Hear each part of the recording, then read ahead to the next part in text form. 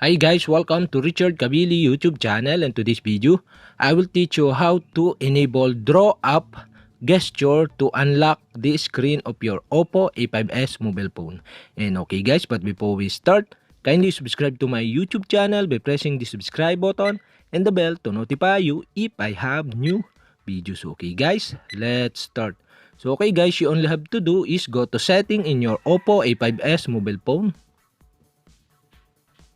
And okay guys, here in settings, okay, scroll down and find the smart and convenient. Okay, click this.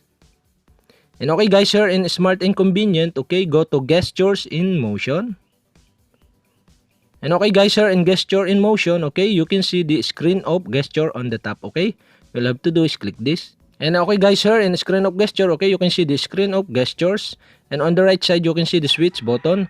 Okay, you only have to do is enable the switch button on the right side. And okay guys, here in screen of gesture, you can see below the more screen of gestures. And okay, you only have to do is click the screen of gesture below. And okay guys, here in this tutorial, I will show you how to enable the draw arrow up gesture in your OPPO A5s mobile phone. And okay guys, you only have to do is click the draw up gesture. And okay guys, here there are options. Okay, in this tutorial, I will show you how to enable the draw up gesture to unlock the screen in your OPPO A5s. And okay, you all have to do is select the unlock. And okay guys, now we create the screen of gesture draw up to unlock the screen in your OPPO A5s mobile phone. And okay guys, we can try it. Okay, turn off the screen. And okay guys, now we can draw the arrow up in the screen. Okay.